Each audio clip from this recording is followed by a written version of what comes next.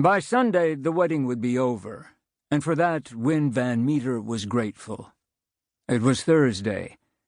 He woke early, alone in his Connecticut house, a few late stars still burning above the treetops. His wife and 2 daughters were already on Waskeke, in the island house, and as he came swimming up out of sleep, he thought of them in their beds there. Biddy keeping to her side, his daughter's hair fanned over their pillows. But first he thought of a different girl, or barely thought of her. She was a bubble bursting on the surface of a dream, who was also asleep on Waskeke. She would be in one of the brass guest beds up on the 3rd floor, under the eaves. She was one of his daughter's bridesmaids. Most mornings, Winn's entries into the waking world were prompt, his torso canting up from the sheets like the mast of a righted sailboat.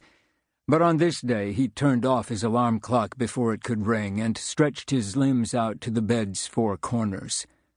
The room was silent, purple, and dim. By nature, he disapproved of lying around. Lost time could not be regained, nor missed mornings stored up for later use. Each day was a platform for accomplishment. Up with the sun, he had told his daughters when they were children, whipping off their covers with a flourish and exposing them lying curled like shrimp on their mattresses. Now Daphne was a bride. A pregnant bride, no point in pretending otherwise, and Livia, her younger sister, the maid of honor. The girls and their mother were spending the whole week on the island with an ever-multiplying bunch of bridesmaids and relatives and future in-laws, but he had decided he could not manage so much time away from work. Which was true enough. A whole week on the matrimonial front lines would be intolerable, and furthermore, he had no wish to confirm that the bank would rumble on without him. His absence scarcely noticed except by the pinstriped young sharks who had begun circling his desk with growing determination. He switched on the lamp. The windows went black, the room yellow. His jaundiced reflection erased the stars and trees, and he felt a twinge of regret at how lamplight obliterated the pre-dawn world, turning it not into day but night. Still, he prided himself on being a practical person, not a poetic soul, vulnerable to starlight and sleep fuzz, and he reached for his glasses and swung his feet to the floor.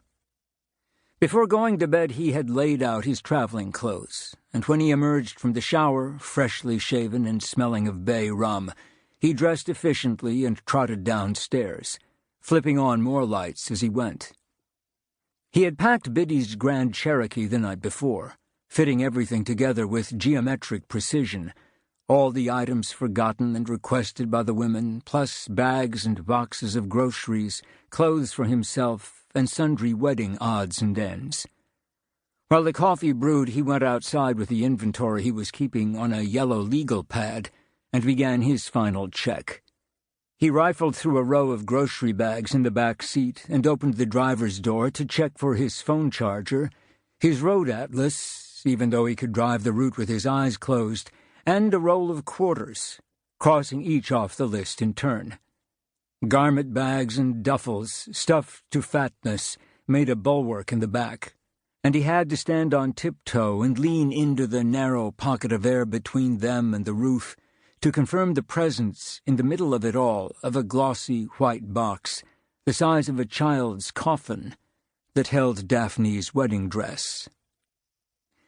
"Don't forget the dress, Daddy," the answering machine had warned in his daughter's voice the previous night.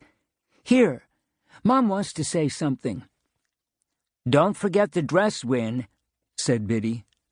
"I won't forget the damn dress," Winn had told the plastic box. He crossed dress off the list and slammed the back hatch.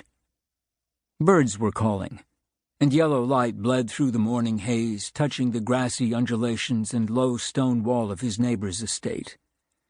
Strolling down the driveway to retrieve his newspaper from a puddle, he noticed a few stones that had fallen from the wall onto the shoulder of the road, and he crossed over to restore them, shaking droplets from the journal's plastic sack as he went.